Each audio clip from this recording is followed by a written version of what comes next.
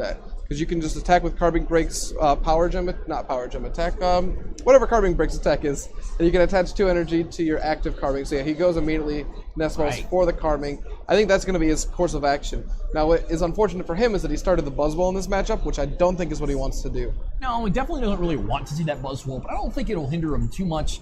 He does play 4 copies of Guzmas and 4 Floatstones, so Andrew has a lot of ways to keep that Buzzwole out of the active and make sure he's able to continuously use that Carbon. Already having the break in hand, but Mahone, I think we're just going to see probably an energy attachment here, maybe a tool to bait out a Field Blower, but usually you want to be very conservative in a matchup like this and not use resources unless you absolutely need to. So we do see a pass coming from Mahone. Crespo will start out. You don't really see a lot from these decks in the early turns. We may even just see the Andy work, but he's going to go right into those prizes. He's going to use that Gladian. He's going to get to see them right from the beginning. He doesn't get to know what they are afterwards because they do get shuffled back face down, but he's going to be able to take either this Hoopa here if he wants an extra Pokemon early. He's got definitely a couple different options to be able to pull through from here. If you looked at Mahone's hand, he didn't really have anything going on there. He had a couple energy, a couple Pokemon, but in this matchup, that's pretty okay. Like, it looks like Crespo's deck is built to deck Andrew out, not to take prize cards. Right. So either which way, he's just going to be relaxing until he gets the card combinations that he needs to be able to start actually pulling off his different strategy combinations to put Crespo on the ropes and start putting the pressure into play. Something to note for Crespo as well, like something that he can do is I'd like to say he's probably running a few copies of Delinquent and Lusamine. So one thing that he can do is if Andrew tries to take that slower route, start building up resources in his hand. Crespo can be using Delinquent to just kind of start knocking cards out of there 3 at a time to start really removing Andrew's resources and try to stop him from playing that slower game. Yeah. We did see that he's playing also Team Rocket's Handiwork, so if you're trying to hold back, there's another card. He can play it, throw a couple cards off the top of Andrew's deck.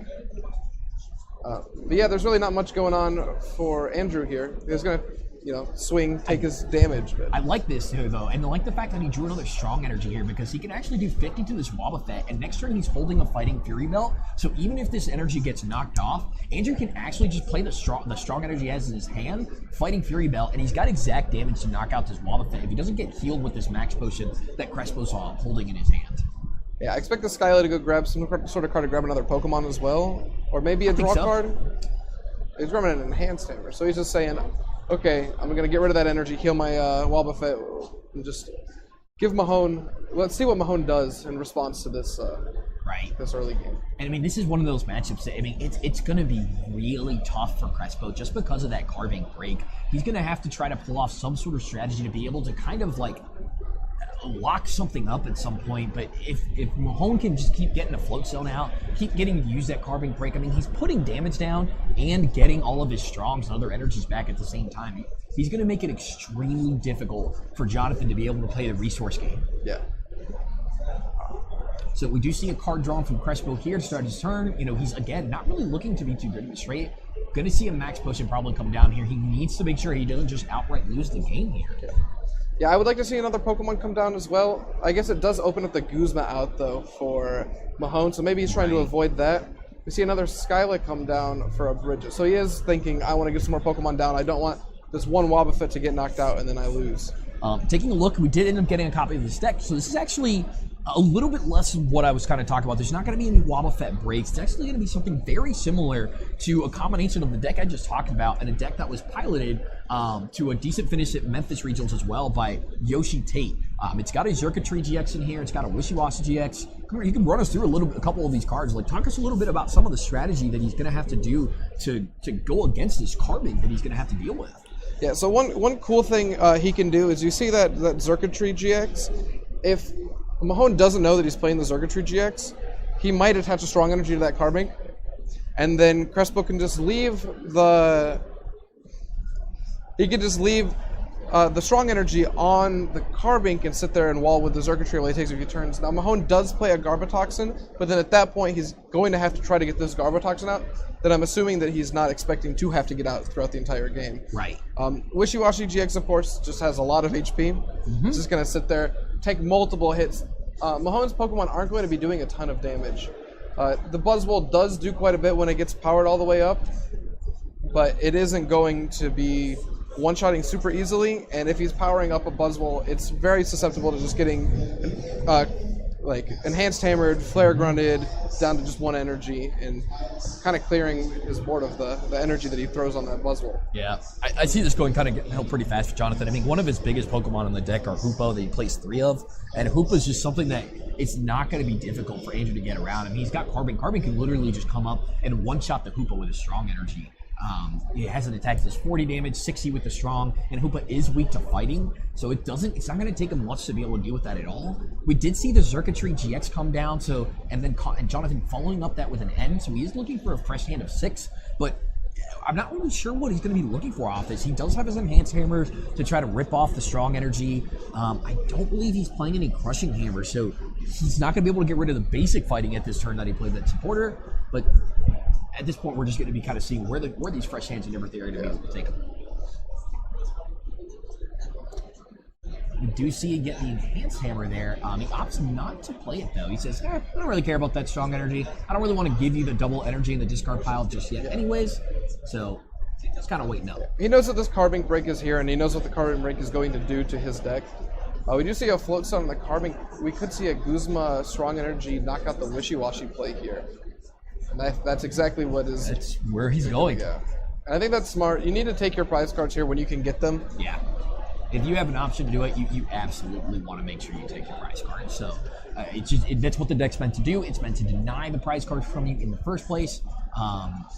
Didn't actually even need the strong. Could have been any fighting energy. So if he actually can hit it off this Max Elixir, I can probably see him holding on to the strong energy in hand. But looks like he's going to end up being forced to play it after whiffing that Max Elixir. I would have liked the Max Elixir so that he's able to use that strong energy next turn on the Carbink. Right. If anything, if none of his Mahone's energies get discarded, he can retreat and use Carbink to start powering up the Buzzwole back and throw basic energies on it so that he's able to knock out the Circuitry on the bench. I think the Circuitry might end up being his real, difficult. It might be real difficult for him to deal with this game. So right, that's going to actually probably be the biggest problem card for him. Which Mahone, all he has to do is just play smart. You have to just make sure you can get rid of the energies by retreating the specials, and then eventually get the basics back into play with the Carbink Break. So as long as you just kind of play your pieces correctly and you don't get too ahead of yourself, the Circuitry can definitely be played around, but it's going to be one of Jonathan's big things. And obviously, he clearly thinks the same thing because he just promotes the Circuitry here.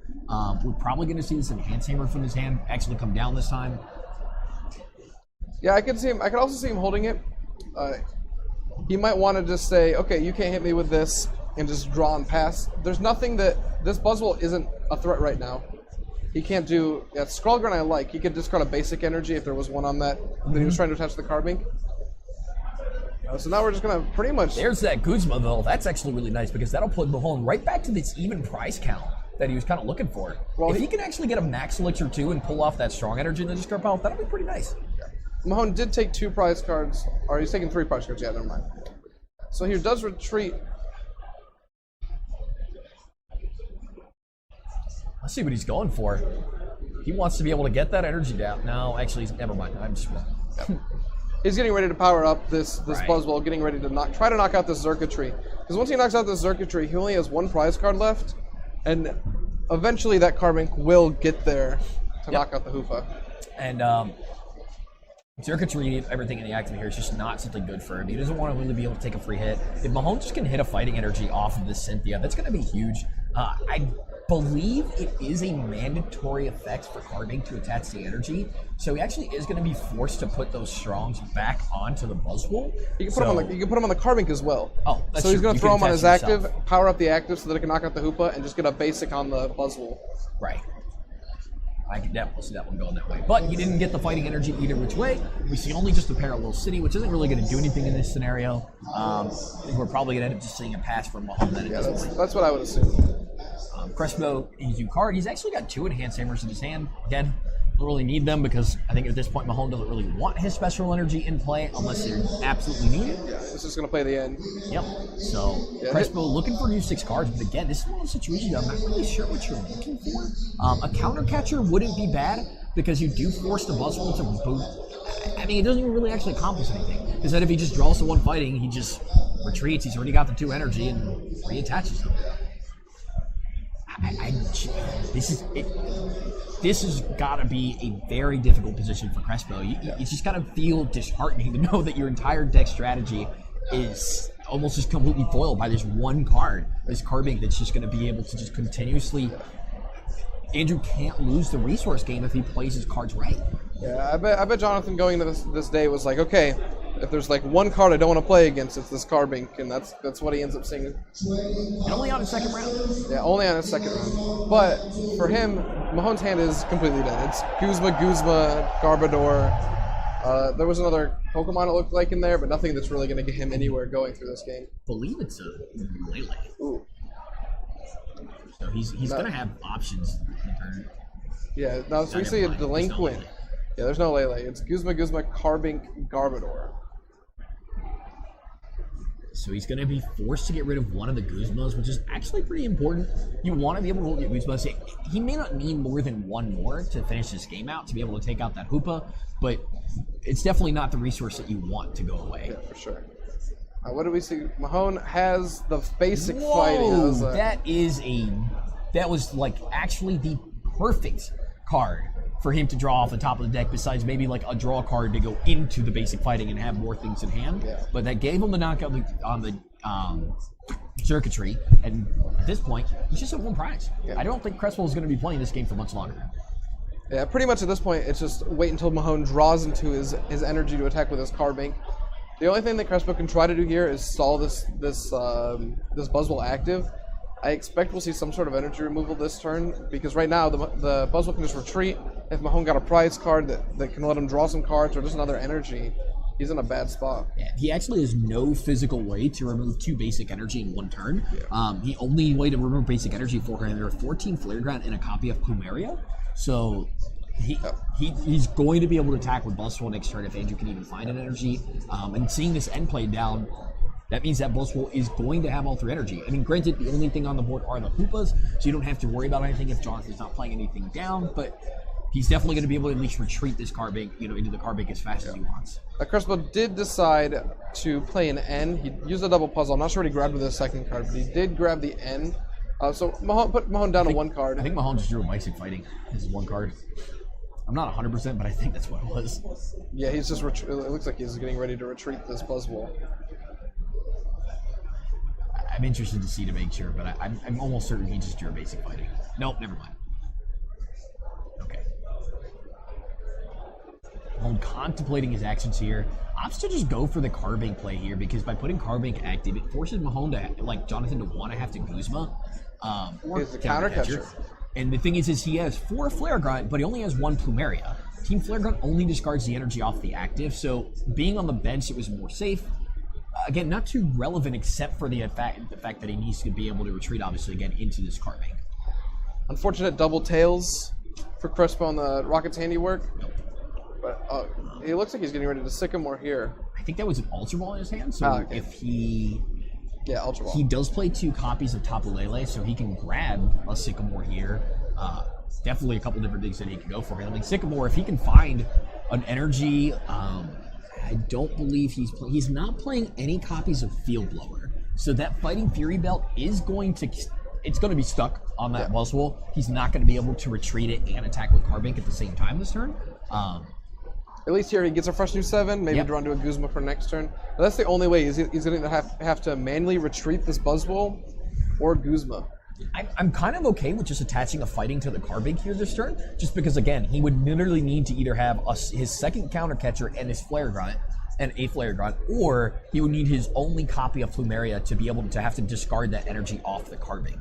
So I would definitely be fine with an attachment there, and I think it would put Mahone in a really comfortable spot. Mahone's thinking about benching that Trubbish. If he does bench the Trubbish, he can get his Garbotoxin going, which will allow him to hit these Hoopas, which could also be big. Yeah. So he definitely has multiple paths to victory. See him contemplating it. I think he's going to go with putting that Trubbish down. He's worried about it getting stuck active, but I think having that Buzzwole with the Fighting Fury Belt is honestly going to still be the best target for the rest of the game to bring active, knowing that you don't play any Field Blowers. Yeah. So I think the correct play is to bench the Trubbish here. Just gives him more outs in case of an N to start hitting these Buzzwoles. He does have the energy and the Guzma in hand. I don't see there being any downside whatsoever to putting that Trubbish on the bench. Because like you said, every single time that Jonathan here is going to have a target to bring up, he's going to bring up that Buzzwole with the Fury Belt on it. Right, because of the fact that you can't put a float stone on it or anything like that. It makes it much more difficult for it to move. It means that the only way he could actually move is playing his own Guzma or manually retreating it with the full energy cost.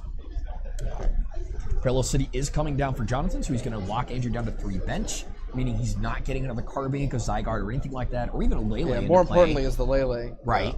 We do see the end coming down for Crespo as well. So Crespo's just saying, like, hey, you wanted to draw some cards? No, you're going right back to 1. He's going to keep the pressure on. Crespo knows that, like, one of the only ways that he's going to be able to win this game is if he can somehow run Andrew out of energy without, like, the Carbink coming active, with either getting rid of him off the Buzzwole, or if Andrew starts attaching him there, or consistently Guzmaing up things to make sure that that Carbink doesn't go anywhere, or using Team Skull Grunt when he thinks Andrew's holding the energies. There's ways of doing it, but it's going to be a very uphill battle. Now, this is how he does it, though. He gets the Flare Grunt there, and the Buzzwole clears Andrew's board of energy cards. So I do expect that we're going to see Andrew pass here until he draws into a card that lets him switch this Buzzwole out of the active position. Right. Interesting to note, he did not attach a fighting energy. And we're going to see a Team Skull Grunt come from Jonathan to make sure that he grabs anything that's in his hand. He's going to probably wait till Andrew's a couple more cards ahead on his hand, but he's going to eventually just he's going to do whatever he can to rip those out. The cool thing about these decks that are like the deck that Crespo's playing in other similar decks is they can get down to this 1 prize card situation and just sit there and grind out this game the rest of the time through.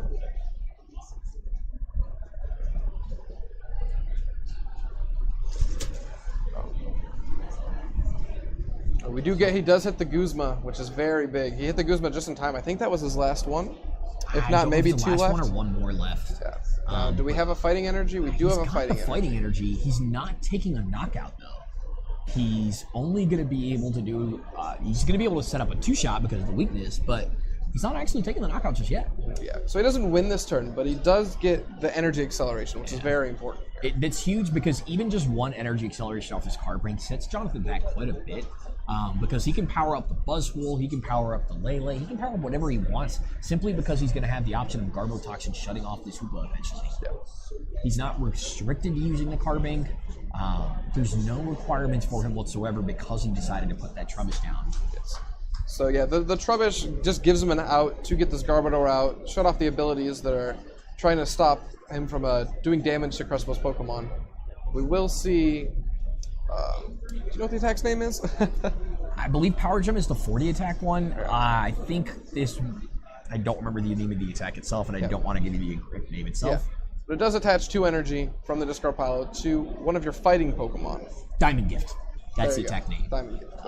Correct. It does 20 damage, and it takes 2 energy out of your discard pile. It can be special, it can be basic, so he can grab the Strongs if he felt he needs to, and he can also attach it to himself, as we mentioned earlier. So, but on Jonathan's side, right now he's just playing the conservative. He's counting everything he can for Andrew.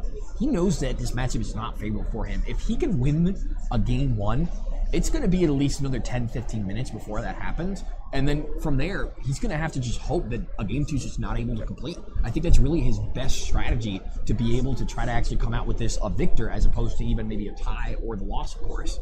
We're already 20 minutes into the round. Right. If a game takes another 10, he can potentially grind that last game out. Yeah. And take that 1-game win. Skyland does come down for Crespo here, just getting through his deck, trying to figure out what he wants, if he's going for an immediate out or anything, but does decide to go for this Trubbish play here to grab it out. Now, this is again fine, because if you'd either which way it puts Crespo in Mahone in almost the exact same scenario. Ooh, and I think Mahone top decked the Floatstone. But I don't think he cares to use it yet. Yeah, I think it does make sense to hold off until you draw into another energy, so you can take a knockout with a Carbink. The only reason he might play is I think he has a Lily in his hand. So I think he might want to draw. Nope, he says, no, I'm just going to go with this. I'm going to keep putting the pressure. I'm going to keep getting damage in. Sure, this gives you the option to be able to do the counter catcher or the Guzman play again. And this time you can grab the Lele or something like that. And he's just loading up this Carbink. He just says, okay, knock this out now or else I'm winning. Right. Or figure out a way to deal with this board. 2 turns. Crespo's currently in that position. He does still have his Enhance Hammers left, so he's definitely got ways of making sure that this is... Whew, there you go. That's something that helps. If he can get rid of the strong energies. He needs to get rid of both of them because just one on the Carbink is enough to knock out this Hoopa. Because he does have that second attack that does 40 damage as well. Strong energy, putting it to 60, enough for the knockout because of the weakness on Hoopa. Now Crespo is deciding to attach his one lightning energy onto this Hoopa. I'm thinking just because he doesn't want to draw it again. Yeah. The circuitry's gone. There's no reason to keep it in the deck. Right. He doesn't really do anything to Andrew in the sense of Andrew had exactly one card in his hand anyways, so he goes from 1 to 1. It's just going to be a different one. That's about it. Crespo's just really trying to hit these enhanced hammers, get rid of these 2 energy. You can hit double puzzle maybe, 2 enhanced hammers. He needs to get rid of these strong energies now. Not mistaken, there's 1 strong and 2 fighting in the discard pile for Mahone, totaling a total of 5 out of his 9 fighting between board and discard pile, and 3 out of his 4 strong between board and discard pile. He hit double enhanced hammer off the end. Wow! That's pretty... it saves him a turn because, of course... Yeah, it doesn't actually do a whole lot in the long term of things.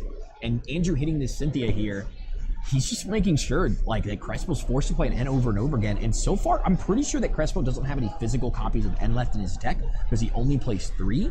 So if he wants to play another one, he's either going to have to Lusamine first or use one of his last 2 Puzzle of Time if he wants to play it literally this turn. Yeah, Crespo's definitely running out of resources here. He already played both counter catchers. He's only playing 2 copies. I'm assuming that's got to be all 4 enhanced hammers. All 4 enhanced, that is. So... we've only seen 1 Flare Grunt come down and only 2 puzzles come down. Well, he hits the Garbodor and an energy. 1 Skull Grunt, 1 Rocket's Handiwork, I think. And this is, there is a game. That's going to be going into game 2 with Andrew Mahone starting off as a victor. Not the situation you want to be in if you're Jonathan Crespo with only 27 minutes left on this clock. The time is ticking, and for a deck that doesn't take prizes, Andrew, outside of already having the favorable matchup here, he now has a favorable time scenario as well. So he has 2 different win conditions on his belt. Both the natural, take my 6 prizes, bench you out, whatever I need to do to win, or really just make sure that Crespo doesn't win. Yeah. And the thing is, like we were saying, Crespo takes a lot longer to win a game than Mahone does here. Mahone, I think going into this game, he's definitely going to want to start... He knows that he wants these Carbinks early. He'll probably try to avoid attaching a Fury Belt to his Buzzwole this game. I feel like that was really what hurt him the most last game, was that the Buzzwole had the Fury Belt, could never get the Floatstone down in retreat. Well, what hurt him, it was one of those risk-reward things. Being able to take out that early prize on the Wobbuffet was big. Like you said, when you get a chance to take your prizes, you want to be able to do it. So it was really just one of those situations where you had to make a call. And you made it, and it did hurt him in the end. And it's really tough to be able to say, was it worth it for the scenarios that it was put in? I mean, he came out the victor, so really that's the important part and the bottom line at the end of the day. But we are going to see Crespo starting off this game going first this time. A little bit different than the last one, but Mahone doesn't really need to do anything all at the beginning anyway, so he's just going to be able to kind of relax. He does want to see that Carbink or Trubbish, but it looks like he's going to open with a Buzzwole again. He does. So if you're Crespo, this is ideal situation for Mahone to start the Buzzwole. Talk about ideal situation is Mahone having 4 energy. Wow, yeah, that's crazy. That's definitely something that Crespo wants to see. And Crespo's prizes are just a mix of 6 different individual cards. So, the Puzzle of Time being in is probably the worst one. But overall, pretty healthy prizes on Crespo's side. And Crespo is playing that Gladion, so he can go grab that Puzzle of Time if he needs it. Yeah, the 4 energy on Mahone's side is going to be huge. It's going to slow down his starts. It's going to slow down his max elixirs. 2 of them are strong, so it's not going to affect the max elixirs as much as it could, but it's going to affect the pace of the game significantly. Mahone's not going to be able to put down the early pressure as easily as he was last game because of it, and then from there, that means he's not really going to be able to take his prizes as fast to get those energies. Now, I do think Mahone still can win this game if he just goes and gets his Carbink out and does what he needs to do with the Carbink, because the Carbink powering up multiple attacks is just so strong. And we do see a second Buzzwole coming down, and probably the Carbink here. He's got both of them in his hand. We might even see this Max Elixir hit the board. He may end up wanting to hold it just because timing, it's pretty important in this matchup. You attach your energies and everything, and he hasn't searched his deck yet, so he doesn't know how few energy he has actually in his deck. And being that he has 2 of his basic fighting in his hand, 2 of them in his prizes, there's only 5 basic fighting in his deck that he's going to be able to even get off that Max Elixir. I'm wondering if Mahone's going to take his time to check his prize card. He does not. So he's I'm probably. I think he's trying to actually go back in real quick. He's like, wait, can I actually look real quick? I've got time. I forgot. I'm the one that needs to play slow. Let me go in here again. Because your energies are definitely something in this matchup that you want to know how many you have. Yeah. You see a really quick skim there again. I actually don't think he caught it. I don't think he did either. I think he was That was checking for a carving little bit- stuff, maybe. Yeah. Not, I think he was looking for the more crucial things just to make sure he didn't, he knows he didn't have both of his break prize because he had one in his opening hand, but probably was just looking for a couple clutch things here and, making sure that his whole guard line wasn't prized, something like that. yeah, you don't assume that you're going to prize 4 energies in the game. It's not something that you always check, especially in decks like this that play a lot of energies. Maybe if you're only playing 4 DCs or something like that, you'll check your energies every game. But a lot of players don't check every single prize card they have. They'll just check a couple And he major still ones. hits the max elixir anyways. Wow. That is incredible. If he does hit Floatstone Max Elixir and hits the Max Elixir, he does win the game. That's a little bit to ask for. Win the game if he pulls that off. It's a lot to ask for considering what's in his prize cards, I feel. But, I mean, it's definitely a reality. It can happen. We see these crazy scenarios come through. I've seen it time and time again. And some of them in some of the most inopportune situations on winning in or top 4 finals matches. It's the last way you want to lose a match like that. But it's the reality sometimes. We see a Floatstone, last card max. Oh, if he hits it. And he has another fighting in his hand, yeah, too. he has another so fighting. If he's still fine for next turn, but if he hits it with 3 fighting between hand and board, 2 in there, he's literally got 4 fighting energy in his entire deck that he would have to be able to he's find. ultra balling away in energy. I hate that because But he doesn't know. He doesn't know. Yeah. So he doesn't realize that that's actually a really... I mean, in the end, it's not that bad because Carbink, but... But if he still doesn't realize it yet. No. Yeah, I mean, he does grab the carving break. He does know, okay, if I don't hit this elixir, my attack next turn is, do my 20, power up my guys. Right. He's got a few different options. He'll probably play the Max Elixir before the Floatstone. I don't think we'll even see the Floatstone come down if he doesn't actually hit the Max Elixir. Sure. Because exactly what you said, he'd rather probably just use the Carbink attack next turn. Yeah. But this is going to be a very stressful moment for Crespo as he sees this. Oh, he whips it. He does. I saw the strong and it faked me out for a moment. I was holding my breath. You just heard nothing on our end because the silence was killer. Just trying to see what was going to happen with those 6 cards. I'm curious to see what Crespo does on his turn. Is he gonna? He has to get more Pokemon down. With 6 energy now not being accessible to Mahone between board, discard pile, and prizes, that's literally almost 50% of his energy cards that have already been seen physically. Crespo does top deck the Bridget, and immediately is like, okay, we're not doing this. We need to last a couple more turns. Come on, give me some time. Let my Hoopas go in first as well. At least they'll slow down the Buzzwole until that Garble Toxin comes into play. There's no Trubbish down, so... Alright, so Crespo, though, coming here. Crespo actually just sends a pass right back to Mahone, so not advancing his state. The only thing he really did this turn was say, well, I'm not losing next turn. That's about it. Yeah, but what really was there for him to do? He doesn't play Crushing Hammers. There's no way to get rid of these energies on the bench. A Plumeria, but even then, I'd rather have Pokemon to make sure I'm going to live. Yeah. You don't want to risk a elixir energy attached and then just losing the game. As Crespo doesn't know either that all those energies are prized, so he doesn't know that it's going to be as difficult to pull off as it is. Carbink Break does hit the board, though, here. Mahone has some options here. He doesn't have the fighting energy in his hand anymore because he opted to discard it, but he does have the strong at least. So he can still go in with Carbink this turn. He can go in with the Buzzwole if he just wants to take a knockout, but I think he's got a couple different ways that he can move this.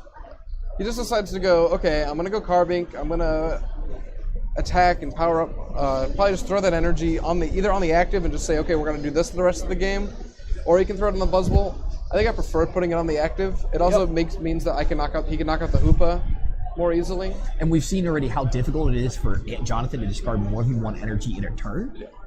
So putting him in that position where you really are going to make it a lot more difficult for him to stop this train, stop this process. There's almost no reason for Jonathan to play one energy removal card. He needs to literally play both together. Because if not, it's a complete waste of resources. It's a wasted card. You can just go use Carvink's Diamond Gift Attack and just get those energies right back. So yeah, like as you said, it's completely useless to use those now. He did top deck a Flare Grunt this turn, so if he does have the Enhanced Hammer, well, he already played a supporter card, so he does too go late with for the that. Gladian. He went with the Hoopa, and I think just because in his head, he's like, well, I need as many Pokemon to get through these Buzzwoles and these Carbanks as I possibly can. So that was really his to be able to do it. And he doesn't play anything like Rescue Stretch or anything. The only way to get back Hoopas if they're getting knocked out is Puzzle of Time. So wants to make sure he has access. Interesting to me that he didn't grab the puzzle. Seeing that you have one of your 4 puzzles in your prize cards, you'd assume that you'd want to go grab it, but I was kind of expecting him to, but at the same time, I don't think it's that there's any clear path right there on that one. You know, getting the Hoopa, he definitely wants free Hoopa and everything in this matchup just because you force the Carbank and everything out into that active position to be able to use Flare Grunts. And Trubbish does hit the board now, so after this turn, that means Garbotoxin is a threat at any point. So those Hoopas may not necessarily be able to hold down the fort as strong as they want to. We do see Lele come down for Mahone. He does grab a Cynthia. He's going to be able to set himself up to draw a fresh new hand. I don't know if he's going to bother playing it this turn because he doesn't really need anything. Well, he already played a supporter card this turn. He top decked the Sycamore. Oh, yes, and played it immediately. He also has 2 Guzmas in hand, which can be useful here. Just Guzma take a knockout on Hoopa, take a couple swings. Here we'll probably just see a Power Gem for 60 because there's really no reason for him to use that first attack on the Carbank without having an energy in the discard pile. Nope, there's no energy in there. So he just does 40. The math doesn't really matter, but I don't really know that there would have been I don't think there's any way to do 10 instead of 30 damage. No. You know, at any point. But we do have the Enhanced Hammer and the Flare Grunt.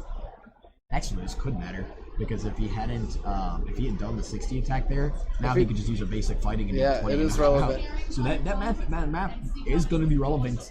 That's assuming he wanted to knock out the Wobbuffet. Maybe he wanted to leave it there for the active a little bit longer. We have to assume that he wants to take knockouts in this matchup as fast as possible. I'm interested to see if he drops this Floatstone. He does decide to. There are 2 copies of Field Blower in Crespo's deck, so those can come down. Mahone is playing the 4 copies of Floatstone, though. Right. So Mahone does still have 2 Floatstones in the deck, which should be all he needs to finish out the game, and of course the 4 Guzma. And as much as it's always an option to put a Fighting Fury Belt on a Garbodor, I gotta say, this is probably the one matchup that you really do not want to do that in, especially when you're not playing your own copy of Field Blower. Yeah, absolutely. The last thing you want to do is put a Fighting Fury Belt on it and then end up in this weird situation where like your other Floatstones get like milled off the top, and I think that would instantly cost you the game from having a 4 retreat cost Pokemon stuck in the active. Yeah. Mahone does whiff an energy card. Yep. But he has. Oh no, he doesn't have the. Yeah, so he's just gonna sit here and have to pass. I mean, he's got a Max Elixir, but he can't get out of the active position anyways because that Floatstone went on the Trubbish. Yeah. So not really any reason to actually use it there.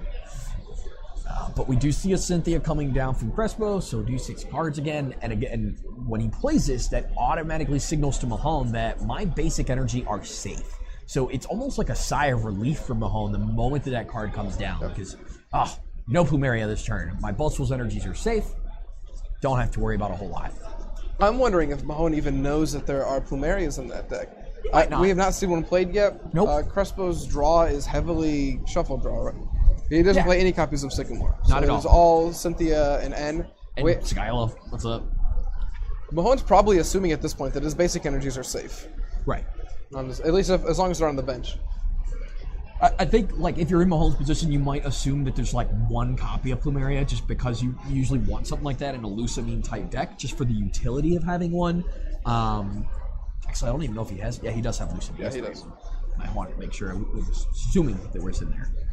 Now, coming down from Mahone's side, he's got the Sycamore. He's actually just choosing not to bother with the Max Elixir because he'd rather just draw the fighting energy and attach it to Carbank than end up putting it on his Buzzwole. Yeah, and that's exactly what he's going to do. and it's funny, the energy was in those top 6 from that Sycamore, so he could have gotten it, but it would have done exactly that. Just been a useless energy that he didn't end up wanting on his bench and would have rather preferred on that Carbank. And here we do see that it was relevant that he did not do the attack for 60 on the active. But he just decides, okay, I have this Floatstone. I actually thought he might have put I was expecting the Fighting Fury Belt in the Carbank there because that would have given him the knockout again with the 20 damage. Carbank isn't a basic Pokemon. Ah, yes, that's a good reason to not use Fighting Fury Belt. That is a very good reason. Fighting Fury Belt is a tool that can only, well, excuse me, it can be attached to any Pokemon, but the effect of 40 extra health and 10 damage only applies if you are a basic Pokemon. And since Carbink has been Break Evolved, it's no longer. But Crespo does start the turn with promoting Hoopa with that 30 damage on it. Skyla does come down to get the Field Blower and pull off 2 of these Float Stones. That's a pretty big move there because that brings Mahone down to just 1 more Float Stone for that Garbotoxin. So he's going to be able to use these Hoopas effectively again and force that Carbink back in the active spot. Very interesting that he discards off the Carbink and not off the Buzzwole. Yeah, I don't really know why he would have done that because you don't really ever want the Carbink active. I mean, I can kind of see both being valid plays just because you don't really also want the Carbink to be able to move after it uses the Power Gem attack without having to discard the energy. Yeah. So I think they both have, good options on either side. So we'll see how it plays out for him. Something else I want to put out though is Mahone did draw one of the 2 basic fighting energies off that last prize card. So now you can go ahead and use Diamond Gift again with no real repercussions. Nope. With that retreat, he's just going to get those 2 energy back. And actually probably just load him onto himself. I would assume so. He's probably going to get to move them basically off that Buzzwole, which is, I think he's going to be pretty happy about it. Yeah. He does have a Guzma in hand, so even if something gets counter catchered up and stalled, then it doesn't really matter all that much. I like the strong energy there because it does put you in a position where it's easier to start taking the knockouts on the Hoopa with your other attack or with the 20 damage attack as well if you can actually pull off getting the second strong. But the other thing here is that you've got to pull out those enhanced hammers eventually. The strong's not super relevant for Mahone right now, so if he's able to get Jonathan to use one of his enhanced hammers, it's kind of nice. What the strong does do right now is it allows him to Diamond Gift for the knockout on this active.